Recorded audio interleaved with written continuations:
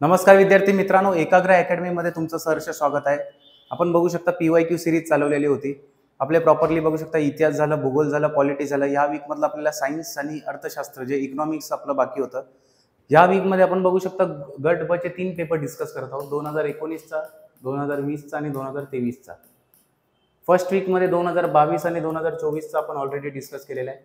त्याच्यानंतर सेकंड वीकमध्ये आपण गट क चे पेपर 3 डिस्कस केलेले आहेत. इथून पुढे बघू शकता टोटल जे आपला टार्गेट आहे की ऑलमोस्ट 30 पेपर डिस्कस करायचे. 30 पेपर म्हणजे जर अराउंड करंट अफेअर्स आणि मॅथ्स रिजनिंगचे प्रश्न काढले तर अराउंड 1800 ते 2000 प्रश्नांचा आपला एक सेट रेडी होईल. आणि आपल्याला माहीतच असेल की PYQ प्रिव्हियस इयर्स क्वेश्चन्सपासून रेप्लिका आहे की 40% पेपर आहे तसा येतो. म्हणजे हे 2000 प्रश्न आपण जर एका नजरेखालून घालवले तर आपल्याला कंबाईनचे कुठलीही परीक्षा द्या इथून पुढच्या फ्युचरमधले 100 पैकी 40 प्रश्न असते वाटतील की आपण कधी ना कधीतरी वाचलेले आहेत. आणि त्याच्यानंतर मग मॅथ्स रिजनिंगचे 20 प्रश्न असतात. तिथे तुम्ही कुठेतरी 10-15 मार्क घ्यायचे. डायरेक्ट 40 प्लस 10-15 55च्या आसपास येतात. आणि करंट अफेअर्समध्ये तुम्ही 10 घेतलं तर 65च्या आसपास स्कोर जातो. म्हणजे हा थोडा टेक्निकली प्लॅन आहे. पण ह्याचा जो मेन मुद्दा आहे जो दॅट इज टार्गेट 60 प्लस. चला आपण अर्थशास्त्र जे इकॉनॉमिक्स आहे भरपूर लोकांना अवघड जातो तो विषय बघूया. इकॉनॉमिक्स बघू शकता. इकॉनॉमिक्स 2-3 घटकांवर प्रश्न येतात. एक म्हणजे चालू घडामोडीवर मॅक्झिमम असतात की इकॉनॉमिक सर्वे असेल, वर्ल्डमध्ये काहीतरी रिपोर्ट असतील त्याच्यावर डायरेक्टली प्रश्न असतात. नाहीतर मग डायरेक्टली बजेट जे असतो आपला बजेट असेल, इकॉनॉमिक सर्वे असेल, शासनाच्या योजना असतील, सेंट्रल गव्हर्नमेंट असेल, मग काहीतरी कुठले तरी रिपोर्ट असतील, स्वच्छ भारत अभियान आणि ह्या सर्व या रिपोर्टवर डायरेक्टली विचारलं जातं. आणि तिसरा पार्ट आहे की स्टॅटिक डेटा. स्टॅटिक डेटा म्हणजे बेरोजगारीचं हे काय आहे, सी रंगराजन कमिटीने काय रेकमेंडेशन दिले, LPG पॉलिसीमध्ये काय होतं, पंचवार्षिक योजनामध्ये काय होतं, अशा 3 भागामध्ये बघू शकता इकॉनॉमिक्स डिवायडेड आहे. आणि चौथा एक पार्ट येतो की मिसेलेनियस क्वेश्चन येतात. म्हणजे ज्याचा कुठंच इकॉनॉमिक्समध्ये इकॉनॉमिक्स रिलेटेड असतात पण तो इकॉनॉमिक्स आपल्या नेहमीच्या अभ्यासामध्ये येत नाही. मग असे 4 प्रकारचे प्रश्न पडतात. आणि मॅक्झिमम आपल्याला माहिती आहे की 15 प्रश्नाचा सेट येतो इकॉनॉमिक्समध्ये. मग चला आपण PYQ आपण बघूया. चला फर्स्ट, भारताच्या आयात भागीदार देशांच्या त्यांच्या 2016-17 वर्षातील आयात भागीदारातील महत्वानुसार उतरत्या क्रमाने क्रमवारी लावा. म्हणजे हे देश दिले आणि आपल्याला import India trading partner for import म्हणजे सर्वात जास्त आपण माल आयात कुठून करतो, कुठल्या देशाकडून, ती सिक्वेन्स लावायची आहे. तर आपल्याला लक्षात असेल की सर्वात जास्त आयात आपण चायनावरनं करतो. मग चायना जिथं फर्स्ट असेल तोच आन्सर असणार. चायना इकडे आहे, चायना इकडे आहे. म्हणजे आपला सेकंड ऑप्शन गेला आणि फोर्थ ऑप्शन गेला. आता चायनानंतर सर्वात जास्त बघू शकता की जर ट्रेड डेफिसिट जर बघितली चायनाबरोबर सर्वात जास्त आहे. मग सेकंड जो मोठा ट्रेडिंग पार्टनर आहे तो आहे USA. त्याच्यानंतर UAE, कारण UAE म्हणजे 2016-17च्या सर्वेनुसार आपल्याला विचारलंय. UAE आणि सौदी अरेबियाकडून मॅक्झिमम आपण काय घेतो, क्रूड ऑइल घेतो. मग त्यामुळे बघा योग्य आन्सर इज ऑप्शन क्रमांक 3. बघू शकता सौदी अरेबिया नाही, USA पहिला आहे आपला ट्रेडिंग पार्टनर. USA बरोबर आपण एक्सपोर्ट पण जास्त माल करतो. पण सध्याचं जर बघितलं जर तरी पण चीनच फर्स्ट आहे. की जर आत्ताचा 24-25चा डेटा बघितला तर चीन फर्स्ट आहे. आणि त्याच्यानंतर USAच आहे सेकंड. पण USA मध्ये टॅरिफ झाल्यामुळे आताचा लेटेस्ट डेटा प्रसिद्ध झालेला नाहीये, म्हणून तो लेटेस्ट डेटासाठी थांबायचा आहे. पण जर मॅक्झिमम प्रश्न विचारलं तर असा सेम प्रश्न मागच्या वर्षी रिलेटेड विचारू शकतात. तिथे चायनाच फर्स्ट आहे, USA सेकंड आहे, त्याच्यानंतर UAE येईल आणि मग रशिया येईल. कारण रशियाकडून आपण लेटेस्टमध्ये भरपूर सारा ऑइल बघू शकता, क्रूड ऑइल आपण आयात करतोय. चला नेक्स्ट आपल्याला प्रश्न बघायचा आहे. जननी सुरक्षा योजना ही 100% केंद्राने प्रायोजित केलेली योजना आहे आणि त्यानुसार रोख मदत डॅश या बरोबर दिली जाते. दवाखान्यातील बाळंतपणाच्या संख्येत वाढ, बाळंतपण आणि बाळंतपणानंतरची दक्षता, गरीब स्त्रिया ज्यांच्या दवाखान्यात बाळंत होण्याचे प्रमाण कमी आहे त्यावर अधिक भर, वरील सर्व. बघू शकता की फर्स्ट करंट अफेअर्सवर प्रश्न आला तर सेकंड बघू शकता सेकंड प्रश्न आहे जो डायरेक्टली योजनावर आलाय, जननी सुरक्षा योजना. मग हे जर योग्य उत्तर आहे बाळंतपण आणि बाळंतपणानंतरची दक्षता. मॅक्झिमम लोक जर असल्या प्रश्नांमध्ये वरील सर्व मार्क करतात, पण तसं नाही करायचंय. नावातच आहे जननी आणि सुरक्षा दिलेलं आहे. मग दवाखान्यातील संख्येची वाढ काय ह्याचं काय हेच नाहीये. कारण तुम्हाला प्रायव्हेटमध्ये जायचं तर प्रायव्हेटमध्ये जाऊ शकता, हॉस्पिटलमध्ये जायचं हॉस्पिटलमध्ये. आणि मग असले टार्गेट कुठेही ठेवत नाही भारतमध्ये.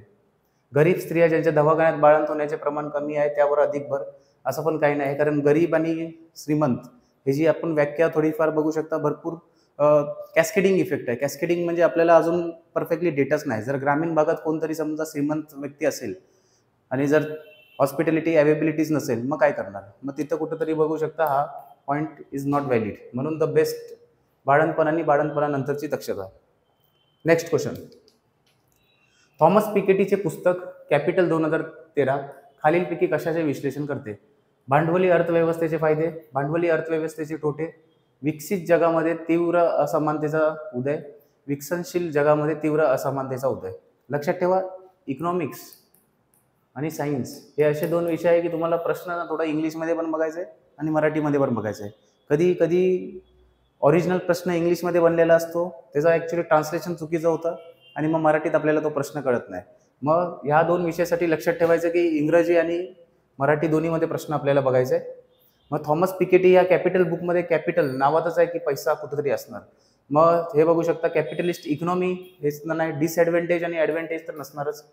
मग rise of shark income inequality in the developed असणार की डेव्हलपिंग कंट्रीज असणार.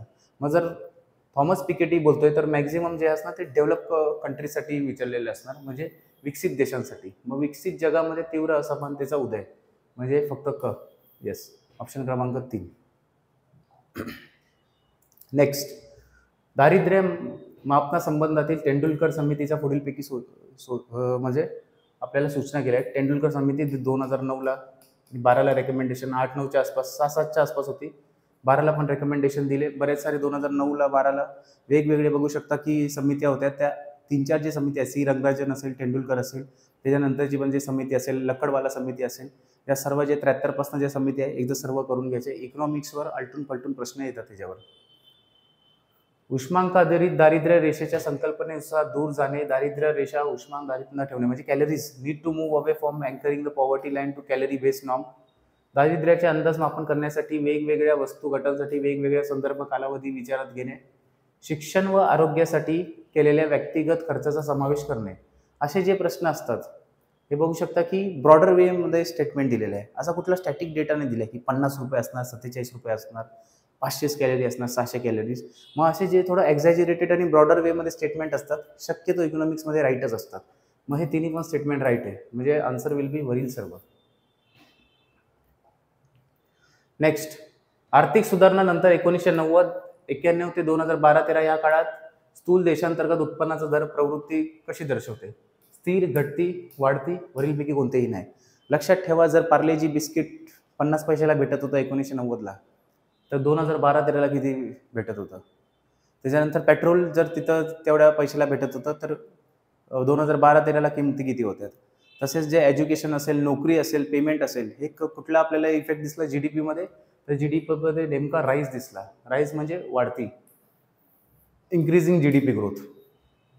आता नेक्स्ट, NSSO नुसार श्रमशक्ती म्हणजे काय? म्हणजे लेबर फोर्स. अशी व्यक्ती ज्या रोजगाराच्या शोधात आहेत, अशी व्यक्ती ज्यांना रोजगार मिळाला आहे. श्रमशक्ती म्हणजे अशी व्यक्ती की जे रोजगार म्हणजे शोधती पण आहे आणि ज्याला ऑलरेडी रोजगार आहे पण.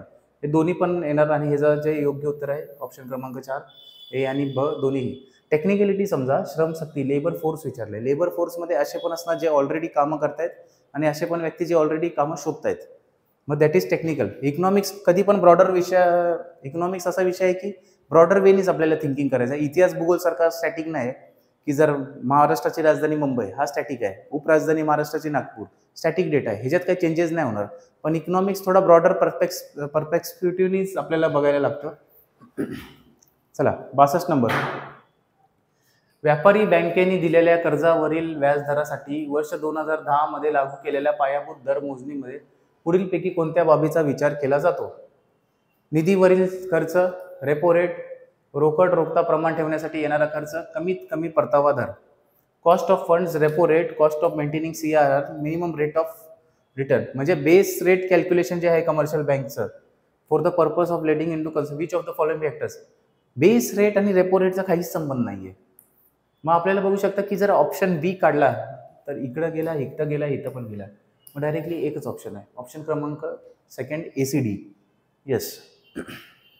चला नेक्स्ट प्रश्नावर जाऊया.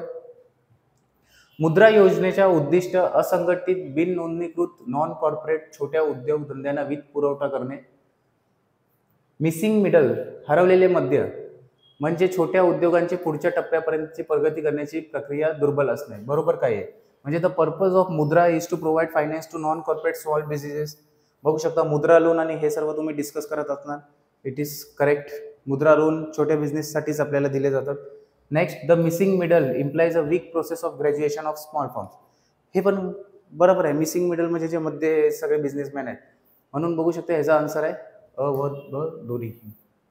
यस, लक्षात ठेवायचं आहे. इकॉनॉमिक्सचे असेच काहीतरी भयंकर प्रश्न येतात की ते थोड्या डोक्यावरनं जातात. चला, भारत सरकारच्या भांडवली अर्थव्यवस्थे संकल्पनेचा जास्त समावेश असतो. डायरेक्टली फुलटॉस प्रश्न. अंदाजित प्राप्ती, अंदाजित खर्च, भांडवली प्राप्ती, भांडवली खर्च, महसुली प्राप्ती, महसुली खर्च, वरील सर्व तिन्ही प्राप्ती आणि खर्च. असं नाहीये, इट इज भांडवली प्राप्ती, भांडवली खर्च. आपल्याला माहित असेल की कॅपिटल बजेटमध्ये कॅपिटल एक्सपेंडिचर आणि कॅपिटल रिसिप्टेंट हे दोन्ही गोष्टी असतात. नेक्स्ट, भारतात एकूण राज्यापैकी कोणते राज्य बँकांमधील ठेवी जमा करण्यामध्ये अग्रेसर आहे? बँकांमधील ठेवी त्या बाजूच होतं, गुजरात, तामिळनाडू, पंजाब, महाराष्ट्र. फायनान्स कॅपिटल काय आहे आपल्या भारताची? It is Mumbai. मग सर्वात जास्ती बँकिंग इन्स्टिट्यूटचे जे हेडक्वार्टर्स पण आहे मुंबईत आहे, रिझर्व्ह बँकचा हेडक्वार्टर्स पण मुंबईत आहे. मग सर्वात जास्ती जे ठेवी आहेत म्हणजे कुठून पण झालं तर सर्वात जास्ती कुठल्या राज्यात आपल्याला भेटणार आहे? महाराष्ट्र. संपला विषय. नेक्स्ट, 83-84 ते 11-12 या काळातील केंद्र सरकारच्या दायित्वांमध्ये कोणत्या देयता सर्वात अधिक होत्या? म्हणजे केंद्र सरकारला जे पैसा देण्याचं जे असतं म्हणजे एक्झिट ऑफ मनी म्हणजे जे आपण फ्लो देतो तो सर्वात जास्ती देयके कोणता होता? बाह्य देयता, अंतर्गत कर्ज, अंतर्गत देयता, रिझर्व्ह बँक ऑफ निधी आणि ठेवी. म्हणजे कुठले लायबिलिटीज होते?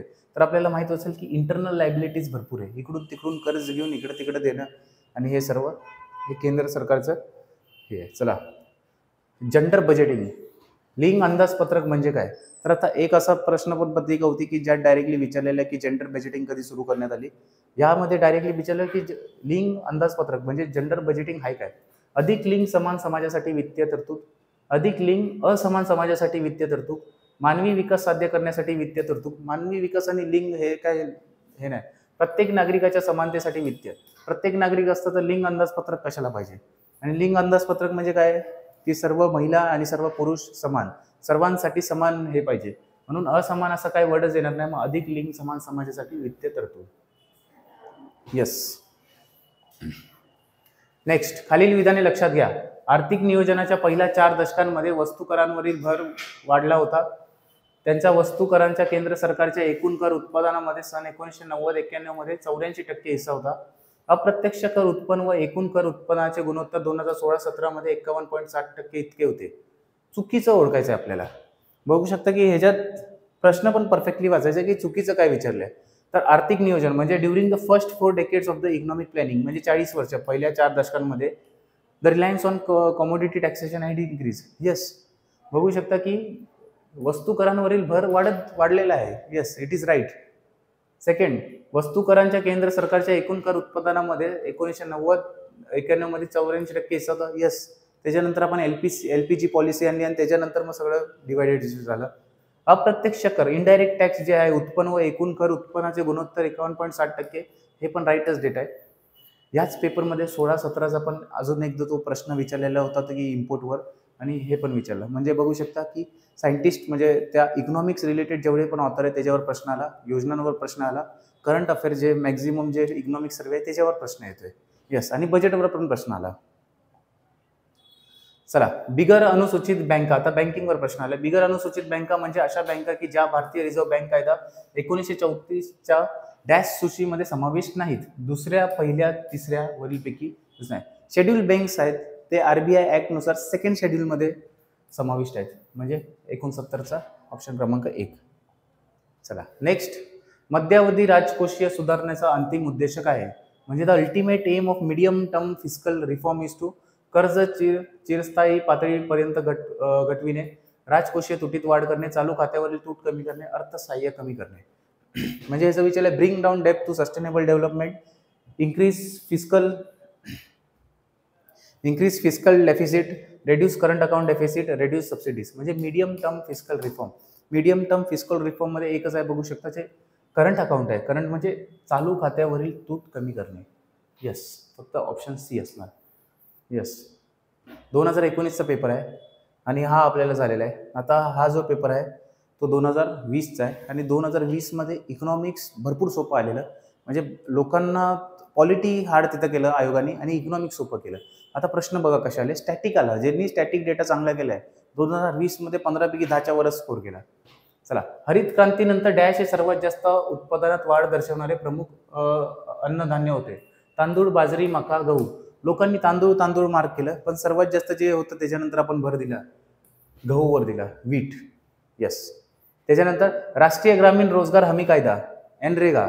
त्याच्यानंतर त्याचंच नाव महात्मा गांधी मनरेगा झालं एक तरी, Mahatma Gandhi rural employment guarantee act मध्ये अधिनियमात झालं. त्याचा डेट विचारलाय September 2001, October 2002, September 2005, September 2011. Option पण असे दिले, आपल्याला माहित असेल मनरेगा नाव नंतरला झालं, पण एनरेगा जे स्कीम होतं ते 2005, सप्टेंबर 2005 ची. नेक्स्ट, खालीलपैकी कोणत्या केंद्र सरकारची थकीत देयता नाही? 2019च्या पेपरमध्ये विचारलं की सर्वात जास्त केंद्र सरकारला काय द्यावं लागतात, आणि आता बघू शकतो 2020च्या पेपरमध्ये तसलाच एक प्रश्न कुठेतरी अलटून पलटून विचारला. अंतर्गत कर्ज, बाजार कर्ज, कोषागार विपत्रे, विदेशी मदत. म्हणजे अशी कुठली आहे की आउटस्टँडिंग लायबिलिटी नाही. म्हणजे जर केंद्र सरकारने त्या इथून पैसे घेतला तर आपल्याला रिटर्न द्यायला लागत नाही, दॅट इज लायबिलिटीज. मग अंतर्गत कर्ज गेलं तर द्यावं लागतं, इंटरेस्ट पण द्यावा लागतो. बाजार कर्ज घेतलं तर तिथून पण द्यावं लागतो. कोषागारी विपत्र, ट्रेजरी बिल्स तर आपण बघू शकता इकडे तिकडे ते पैशाने द्यायला लागतात. पण विदेशी मदत ही मदत आहे ना. आता समजा युनायटेड नेशननी कुठेतरी पूर आला, 500 कोटी रुपये दिले, तर युनायटेड नेशन बोलणार नाही पुढच्या वर्षी आम्हाला 500 कोटी रिटर्न द्या. मग हा लॉजिकली प्रश्न होता. चला नेक्स्ट, 14व्या वित्त आयोगाने राजकोषीय जबाबदारी आणि अंदाजपत्रक व्यवस्थापन म्हणजे FRBM कायद्याला खालीलपैकी कोणता पर्याय सुचवला? वित्तीय एकत्रीकरण निधी, वित्तीय तूट, महसुली आणि कर्ज व्यवस्थापन, कर्ज मर्यादा आणि वित्तीय जबाबदारी. बघू शकता FRBM ला सर्वात जास्त ते लोकांनी जर हे सुचवलेलं आहे म्हणजे रेकमेंडेशन त्याचा आहे, तर इट इज कर्ज मर्यादा आणि वित्तीय जबाबदारी कायदा. यस, डायरेक्टली आहे ना. आपल्याला हे बघायचं आहे की ऍक्टनी जर कुठलं तरी ऍक्ट असेल त्याला रिप्लेस करणारा पण कुठलं तरी ऍक्टच असणार, ऍक्ट नाही तर लेजिस्लेशन असणार. मग जर ऑप्शनमध्ये बघू शकता हा फंड आहे, हा डेफिसिट आहे, मॅनेजमेंट दिलंय, एकच दिलं लेजिस्लेशन. म्हणजे ऍक्टला ऍक्टच रिप्लेस करतो. काय डोकं पण लावायचं नव्हतं या प्रश्नामध्ये. भारत हा जगातील सर्वात मोठा डॅश उत्पादक देश आहे. ताग, लोह, सिमेंट, साखर. लोकांनी साखर मार्क केलं, साखर नाही, सर्वात जास्त भारतात ताग येतो. Yes, jute.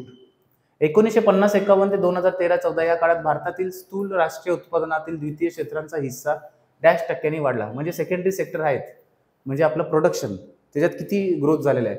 16.7 ते 26.2, 30.7 ते 59.2, 16.9 ते 36.2, 15.6 ते 36.2.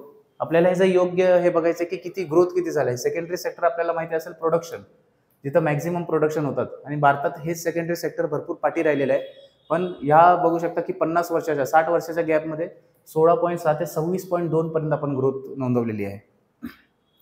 2019 मध्ये पण तेंडुलकर समितीवर प्रश्न होता, 20च्या पेपरमध्ये पण आहे.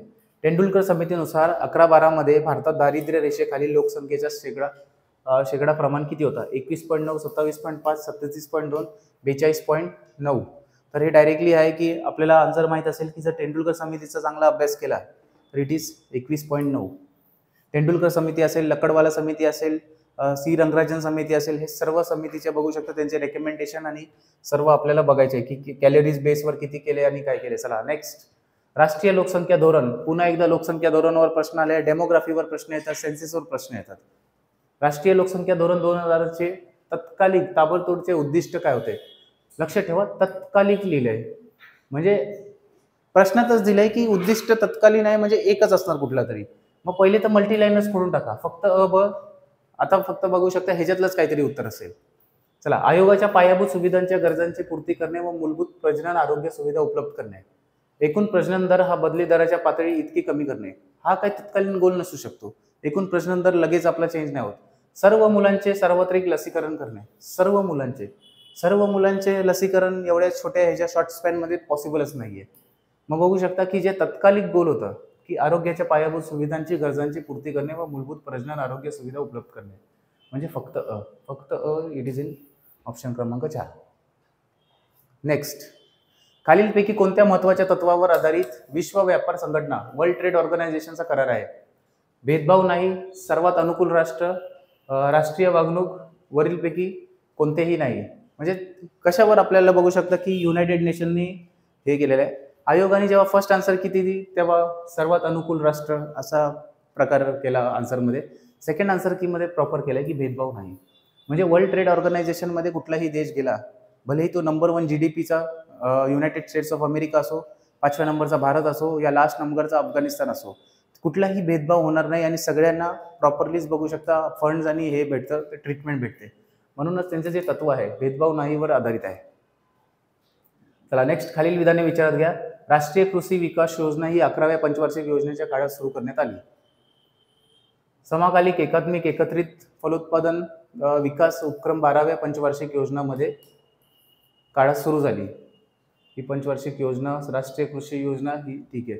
हे 11व्या पंचवार्षिक योजनेबद्दल विचारले. राष्ट्रीय अन्न सुरक्षा उपक्रम हा सन 2009-10 मध्ये सुरू करण्यात आला.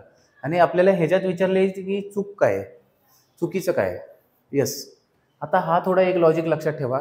जर बरोबर विचारलं असेल तर एकपेक्षा जास्त स्टेटमेंट बरोबर असतात आणि जर चुकीचं विचारलं असेल तर अशा 3 स्टेटमेंटमधले चुकीचे एकदम कमी असतात. येस, मग चुकीचं तिन्ही विधान चुकीचे नसू शकतात, म्हणजे एकच कुठला तरी असणार. आणि आपल्याला माहित असेल राष्ट्रीय कृषी विकास योजना 11व्या पंचवार्षिक योजनेच्या काळात सुरू झाली, 100% राईट आहे. फलोत्पन्न जो कार्यक्रम आहे 12व्या पंचवार्षिक योजनेत, हे पण राईट आहे.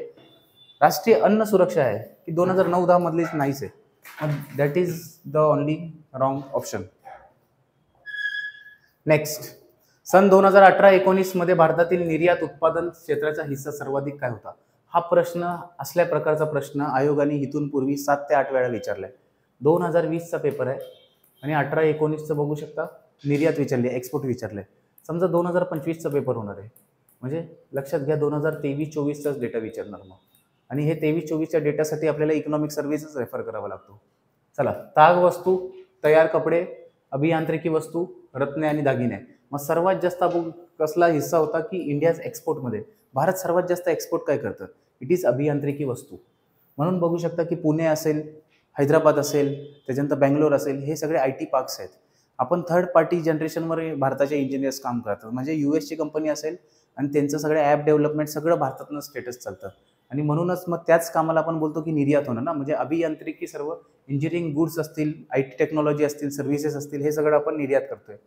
खालीलपैकी कोणता एक भारत निर्माण कार्यक्रमाचा भाग नाही? जलसिंचन, ग्रामीण विद्युतीकरण, ग्रामीण भागात शाळा, ग्रामीण रस्ते. म्हणजे भारत निर्माणमध्ये असा कुठला आहे की जे पार्टच नाहीये भारत निर्माणचा? यस, जलसिंचन 100% आहे. सगळीकडे आपल्याला भारत निर्माणमध्ये जलसिंचन हा महत्वाचा आहे, म्हणजे शेतकरी लोकांसाठी जास्त डेव्हलपमेंट आणि तो गोल असणार.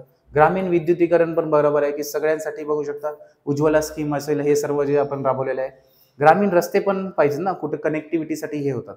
ग्रामीण भागात शाळा हा भारत निर्माण ह्याचा काय प्रकारच म्हणजे नाहीये ना. ग्रामीण भागात शाळा असणे नसणे, तालुक्याच्या ठिकाणी असणे. जर शाळा आणल्या तर तिथून विद्यार्थी कुठून आणणार? काही काही भागात तर तसाच प्रकार आहे. म्हणून भारत निर्माणमध्ये ग्रामीण भागात शाळा इट्स नॉट अ कार्यक्रमाचा हिस्सा. नेक्स्ट, पेमेंट बँकेचे प्रमुख वैशिष्ट्य काय आहेत? आत्ता तर आपण रेग्युलरली यूज करतोय, पेटीएम असेल, आपला गुगल पे असेल, फोनपे असेल, वेगवेगळे ॲप्स यूज करतोय.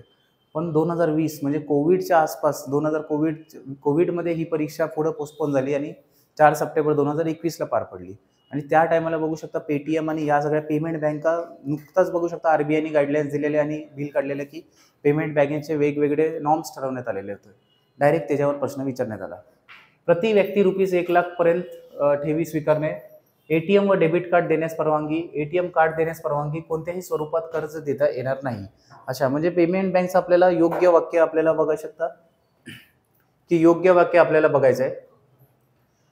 यस, प्रति व्यक्ती ₹1,00,000 ठेवी स्वीकारणे, यस 100% आहे. आता तुम्ही जास्त पण ठेवू शकता, म्हणजे तेव्हाच वेगळे वैशिष्ट्य होते. ATM व डेबिट कार्ड देण्यास परवानगी, ATM कार्ड देण्यास परवानगी, कोणत्याही स्वरूपात कर्ज देता येणार नाही. आता ह्या दोन्हीमध्ये कॉन्ट्रॅडिक्टरी आहे, म्हणजे हा तर राईट आहे आणि हा पण राईट आहे.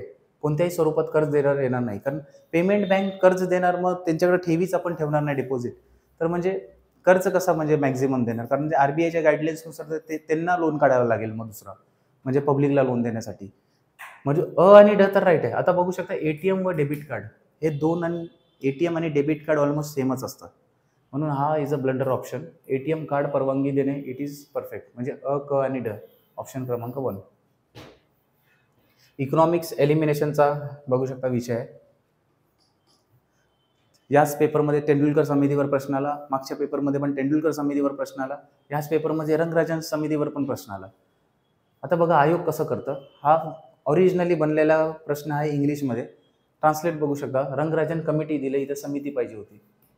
म्हणून मी सांगतो इकॉनॉमिक्स आणि सायन्सचे प्रश्न इंग्रजीतच वाचायचे. रंगराजन समितीनुसार 11-12साठी ग्रामीण व शहरी भागासाठी दारिद्र्य रेषा व्याख्या ही दरडोई किती होती अशी निश्चित करण्यात आली होती. 32 आणि 46. आता लक्षात ठेवायचं, पहिले ग्रामीण आणि मग शहरी घेतलं, म्हणजे इथं कमी असणार, इथं जास्त असणार. 32-47, 32-67, 32-87, 31-97 काय होतं? 32-47 लक्षात ठेवायचं आहे. आणि मग त्याच्यानंतर 816 आणि 1000 रुपये हा पण आपल्याला लक्षात ठेवायचा आहे. ऑक्सफर्म अहवाल 2018 नुसार भारतातील सर्वात श्रीमंत 1% लोकांच्या राष्ट्रीय उत्पन्नातील हिस्सा टक्के किती आहे? 41, 35, 73, 83. म्हणजे टॉप 1% लोकांचं भारताकडे संपत्ती किती आहे? येस, जर लॉजिकली बघितलं तर 73%. येस, म्हणजे बघू शकता राहिलेल्या खालच्या 99%कडे फक्त 27% फक्त पैसा आहे. चला, हे नेक्स्ट आपण बघू शकता, रिसेंट पेपर आहे हा जो पेपर आहे 2023चा आहे. 2019 मध्ये तेंडुलकरवर प्रश्न बघितला, तेंडुलकर समितीवर. 2020 मध्ये तेंडुलकर प्लस रंगराजन समितीवर बघितला. 2023चा पेपर बघू शकता, पहिलाच प्रश्न आलेला आहे, नियोजन. खालील निकषांच्या आधारे 2011 या वर्षासाठी नियोजन आयोगाने दारिद्र्य रेषा, म्हणजे लक्षात ठेवा जे दारिद्र्य आहे त्याच्यावर प्रश्न प्रत्येक पेपरमध्ये विचारलेला आहे. म्हणून एकदाच हा टॉपिक तुम्ही कव्हर केला संपला, मग तो एक प्रश्न तुमचा कव्हरच झाला. चला, दारिद्र्य उत्पादन प्रति महिना ग्रामीण भागासाठी 816 व शहरी भागासाठी 1000. आत्ताच मी बोललो ते. येस, दरडोई उत्पन्न जे ग्रामीण भागासाठी 47 आणि 32 हे तर मागच्या प्रश्नाचंच उत्तर झालं. पण हे जे दिलेलं रंगराजन समितीने दिलेलं आणि आपल्याला विचारले नियोजन आयोग, मग नियोजन आयोगाने कधी पण महिन्यासाठी दरडोई उत्पन्न दिलं, दिवसाचा खर्च नाही दिला, दरडोई उत्पन्न दिलं. मग डायरेक्टली आन्सरच असा आहे 816 आणि 1000 रुपये. म्हणजे ज्या माणसाकडे 816 रुपये ग्रामीण भागात असतील तो बघू शकता की तो गरीब नाहीये, असा म्हणजे त्याचं लॉजिक होतो. आणि जो माणूस आपल्या या प्रश्नानुसार रंगराजन समितीनुसार जो माणूस 32 रुपये ग्रामीण भागात कमवतोय 2011-12च्या सेन्सेसनुसार, तो गरीब नाहीये, याचा अर्थ तो होतोय ऍक्च्युली. चला नेक्स्ट, विशेष प्रदेश विकास कार्यक्रम यासाठी तयार करण्यात आला आहे, स्पेशल एरिया डेव्हलपमेंट प्रोग्राम. दारिद्र्य निर्मूलन व रोजगार वाढ, डोंगराळ व आदिवासी भागाचा विकास, दुष्काळग्रस्त भागाचा विकास, ग्रामीण भागात औद्योगिकरण. आता जसं समजा स्पेशल एरिया डेव्हलपमेंट असेल ना, स्पेशल एरिया म्हणजे असे एरिया असतील की जिथं थोडं भौगोलिक दृष्टिकोनातून थोडंफार काहीतरी इश्यू असू शकतात. मग दारिद्र्य निर्मूलन आणि रोजगार वाढ हा तर ब्लंडर ऑप्शन आहे. म्हणजे स्पेशल एरियामध्ये दारिद्र्य कशाला आलं, म्हणजे ऑप्शन अ जिथे जिथं असेल ते खोडा. येस, ऑप्शन क्रमांक 1 गेला. डोंगराळ व आदिवासी भागाचा विकास हा एक प्रकार असू शकतो, कारण स्पेशल एरिया डेव्हलपमेंट आहे ना, कुठंतरी त्यांचं डेव्हलपमेंट झालं पाहिजे, हा प्रश्न बरोबर आहे. दुष्काळ भागाचा विकास, यस, मराठवाडा पट्टा असेल, मग तिथं आपण ऑरिक करून सुरू केलेलं, औरंगाबाद जे आहे ते सिटीची एक्स्ट्रा त्यांच्यासाठी. दुष्काळ भागाचा विकास, यस. ग्रामीण भागात औद्योगिकरण, ह्याचा काही प्रकारच नाही, म्हणजे स्पेशल एरिया डेव्हलपमेंटमध्ये औद्योगिकरणसाठी स्पेशल नाही. आपण जर असं करायचं असेल तर MIDC स्थापन करतो, Maharashtra industrial development corporation. Yes, म्हणजे योग्य उत्तर असणार ब क. येस, ऑप्शन क्रमांक 3. नेक्स्ट, राजकोषीय नीतीचे साधने कोणती? सार्वजनिक व्यय आणि सार्वजनिक कर्ज, लोकशाही आणि संघराज्यात्मक रचना, करारोपण आणि अंदाजपत्रक, संसद आणि प्रशासन. इंग्लिशमध्ये बघूया, instrument of fiscal policy, public spending, public डेब्ट, democracy and federal structure, taxation and budget, parliament and administration. काय असेल आन्सर?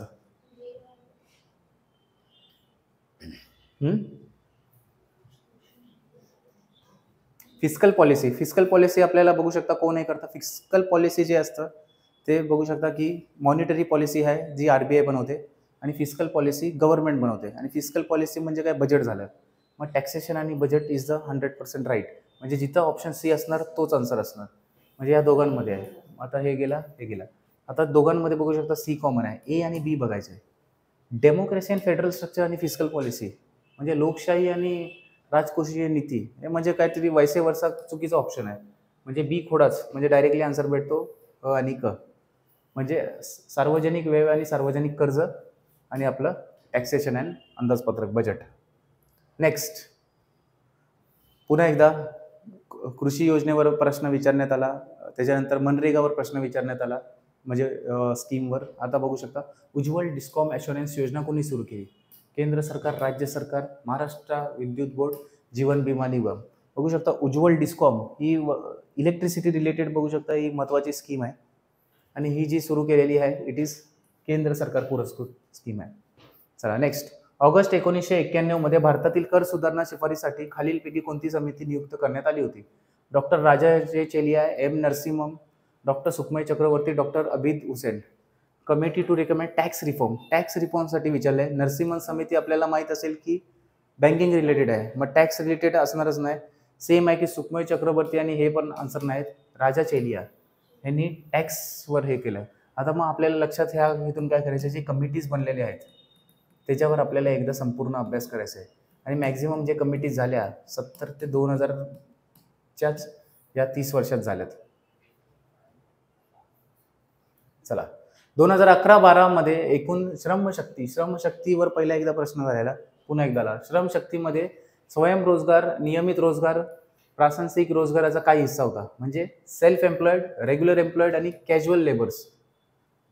52-18-30, 30-52-18, 20-18-62. जर लॉजिकली बघितलं तर काय असेल?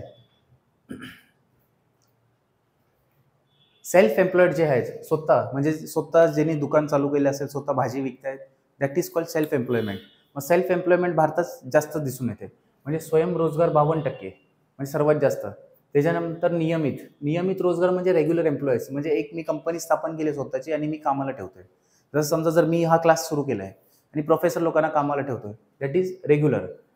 म्हणजे जर मी माझा क्लास आहे स्वतःचा, जर मी स्वयंरोजगारमध्ये येणार. त्याच्यानंतर जर मी दुसऱ्यांना नोकरी देतोय तर नियमितमध्ये येणार. आणि प्रासंगिक म्हणजे 30%, म्हणजे इतर जे आहेत कॅज्युअल लेबरर्स. कॅज्युअल लेबर्स म्हणजे काय की जो चाय आणून देतोय, जो बाकीचे स्टेशनरी आपण हे करतोय, ते कॅज्युअल लेबर्समध्ये गेले प्रॉपरली. मग दिस इज द परफेक्ट आन्सर. खाद्य तेलावरील राष्ट्रीय मिशन तेल पाम डॅशमध्ये सुरू झाला. असले डेटा शक्यतो आन्सर अटेम्प्ट करू नका जर माहीत नसलं जर, कारण काय तुक्का मारणार यात. August 2020, August 2019, August 2022, August 2021. 2023चा पेपर आहे, लक्षात ठेवा. 2023चा पेपर आहे आणि याचं योग्य उत्तर आहे ऑगस्ट 2021. आता आपल्याला लक्षात ठेवायचे की खाद्यतेल राष्ट्रीय मिशन तेल ऑगस्ट 2021 लक्षातच ठेवायचे मरेपर्यंत. ॲटलिस्ट मरेपर्यंत नाही, एक्झाम क्लिअर करेपर्यंत. पीक विविधीकरण कार्यक्रम 2013-14 पासून ची उपाययोजना म्हणून राबवण्यात आला. ऑपरेशन ग्रीन्स, राष्ट्रीय कृषी विकास योजना, 1 जिल्हा 1 उत्पादन, भारतीय प्राकृतिक कृषी पद्धत योजना, म्हणजे ह्या कुठल्या योजना अंतर्गत राबवण्यात आलेली आहे? म्हणजे पीक विविधीकरण कार्यक्रम 2013-14, मग राष्ट्रीय कृषी विकास योजना. 2019चा पेपर मी आत्ताच शिकवलेला होता, त्याच्यात पण हा प्रश्न आलेला, राष्ट्रीय कृषी विकास योजना काय आहे? म्हणजे लक्षात ठेवा की योजनांवर प्रश्न येत आहेत आणि ते पण रिसेंट योजना नाही. मागच्या 20 वर्षात काय काय योजना रिलीज झाल्यात, जसं MP लॅड्स असेल, आमदार लोकांना फंडिंग असतील, हे सर्व असतील, आपल्याला सर्व बघायचं आहे.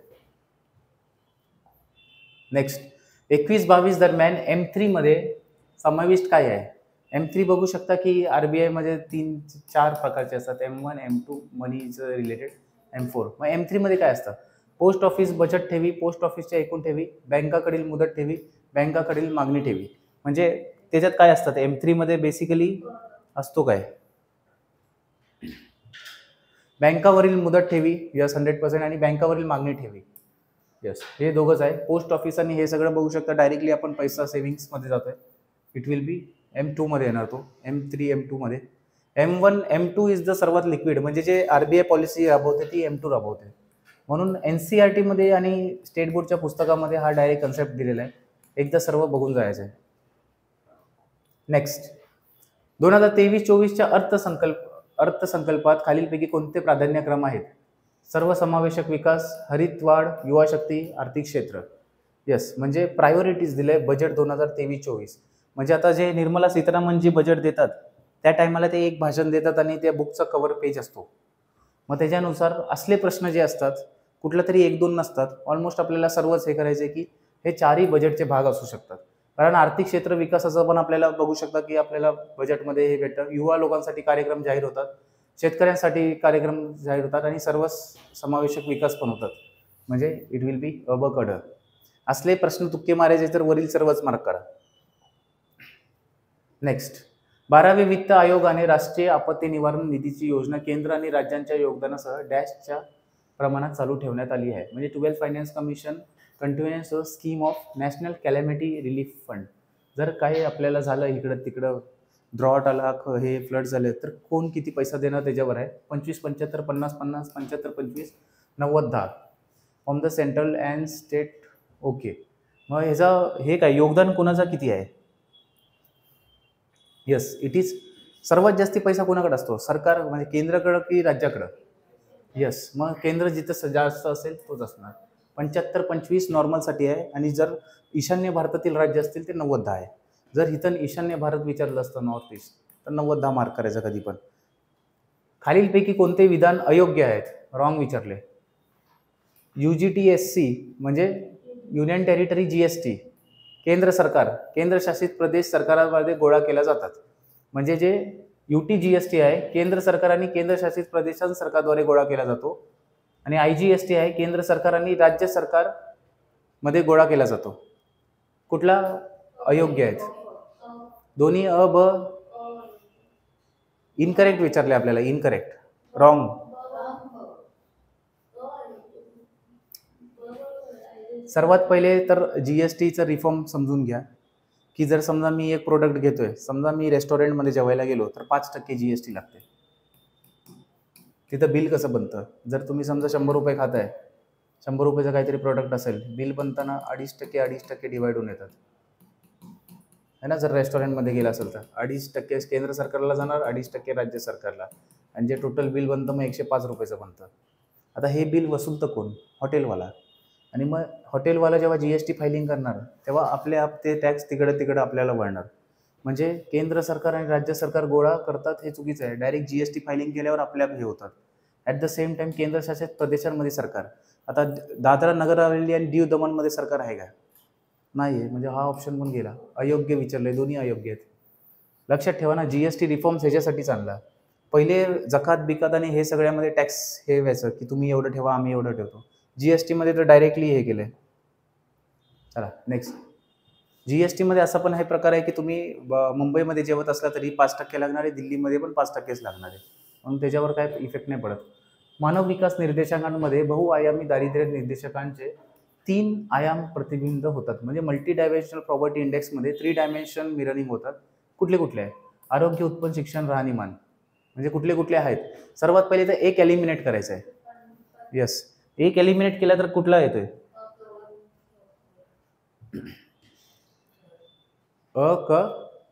यस. मल्टी डायमेन्शनल ह्याच्यामध्ये इन्कमचा काही लेणं देणं नाहीये. म्हणजे आरोग्य, शिक्षण आणि राहणीमानावर, म्हणजे स्टँडर्ड ऑफ लिव्हिंग, एज्युकेशन, आणि बघू शकता की हेल्थवर आपण ते बायफर्केशन केलेलं आहे. म्हणजे ड इज द राईट आन्सर. जे मानवी आहे, human development multi dimensional poverty index बघतोय, त्याच्याबरोबर HDIची आपल्याला रँकिंग पण बघायची आहे. भारताची काय 130 आहे सध्या, लक्षात ठेवा. सप्टेंबर 2001 मध्ये जवाहर ग्राम समृद्धी योजना आणि रोजगार शाश्वती योजना या योजनेत एकत्रित करण्यात आल्या. म्हणजे त्याचं नाव काय ठेवलं, संपूर्ण ग्रामीण रोजगार योजना, स्वर्ण जयंती ग्राम स्वरोजगार योजना, प्रधानमंत्री ग्रामोदय योजना, स्वर्ण जयंती शहरी रोजगार योजना. याच्यातलं हे काही आहे, लक्षात ठेवायचं आहे. ग्राम म्हणजे काय, जवाहर ग्राम म्हणजे ग्रामीण भागासाठी असणार. आता कुठे कुठे ग्रामीण भाग दिसते, शहरी पहिले तर काढा, इकडं दिसतंय, इथं दिसतंय. स्वरोजगार योजना तर नाही, स्वर्ण जयंती स्वरोजगार योजना नाही. मग द बेस्ट इज संपूर्ण ग्रामीण रोजगार योजना. यस. वित्तीय जबाबदारी आणि अंदाजपत्रक व्यवस्थापन कायदा 2003 FRBM कायदा असे नमूद करतो की केंद्र सरकारने डॅश पर्यंत महसुली तूट दूर करण्यासाठी उपाययोजना करणे आवश्यक आहे. हा स्टॅटिक डेटा आहे, हा डायरेक्टली कधीच चेंज होत नाही. मग लक्षात ठेवायचं आहे, वित्तीय जबाबदारी आहे FRBM ऍक्ट नुसार जे आहे की 2008-9 पर्यंत ॲप्रोप्रिएट मेजर्स केले पाहिजे की डेफिसिट, रेव्हेन्यू डेफिसिट कमी झाला पाहिजे. आणि भारताचा बजेट जरी बघणार, अर्थमंत्र्याचं तुम्ही भाषण बघणार, तर रेव्हेन्यू डेफिसिट कमी करण्यावर चाललंय, सो दॅट आपलं स्टेबल राहावं. हे अशा प्रकारे बघू शकता. 2019, 20 आणि 23चा आपण पेपर केलेला आहे, गट बचा पूर्व परीक्षेचा अर्थशास्त्राचं विश्लेषण. उद्याच्या लेक्चरमध्ये आपण जनरल सायन्सचं विश्लेषण घेणार आहोत. अशा प्रकारे बघू शकता 2000 प्रश्न टार्गेट आहेत. 2000 प्रश्न 100% सांगतो. ज्या दिवशी पेपर होईल म्हणजे 21 डिसेंबर आणि 4 जानेवारीचा पण 5 जानेवारीला आपण दोन्ही पेपरचं जर प्रॉपरली विश्लेषण केलं तर बघू शकता PYQचं महत्त्व किती आहे त्या दिवशीच तुम्हाला कळेल प्रॉपरली. त्याच्यानंतर ज्यांनी बघू शकता पुढच्या वर्षीची तयारी करताय त्यांनी हे देखील आत्ताच PYQ सिरीज फॉलो करायला सुरू करा, सो दॅट पुढचा जे जून जुलैला लगेच परीक्षा आहे, 6-6 महिन्यात परीक्षा आहेत, म्हणून तिथं पण तुमचं बघू शकता प्रिपरेशन चांगलं होणार आहे. PYQ नुसतं प्रिलिम्सला हेल्प नाही करत, तर मेन्सला तर डायरेक्टली बघू शकता सिलेबस डिफाईन्ड आहे. जर मेन्सला जर मूलभूत कर्तव्य जर दिलं असतील, 11च मूलभूत कर्तव्य आणि सर्व जे आहेत, तर मूलभूत कर्तव्यावर एक प्रश्न येणार कन्फर्म आहे, तर मूलभूत कर्तव्यावर किती प्रश्न बनू शकतात. मग त्या हिशोबाने बघू शकता मेन्सचा सिलेबस डिफाईन्ड आहे, त्याच्या बाहेर आयोग प्रश्न विचारत नाहीत, म्हणून बघू शकता कट ऑफ जास्त हाय लागत आहेत. आपण प्रिलिमच्या दृष्टिकोनातून बघतो म्हणून आपल्याला वाटतं की पेपर डिफिकल्ट येतो, पण प्रिलिमचा सिलेबस डिफाईन्ड नाही आहे. डायरेक्टली एक पॉईंटमध्ये सिलेबस दिला आणि मग काय पण विचारतात, पण मेन्सचा डिफाईन आहे आणि मेन्स प्रिलिम्सपेक्षा सोपी आहे. म्हणून लक्षात ठेवा की इथं टार्गेट 60+ करा, मेन्स द्या, मेन्स भरपूर सोपी असते आणि डायरेक्टली पोस्ट घेऊन जावा. आज इथंच आपण थांबूया. जय हिंद, जय महाराष्ट्र.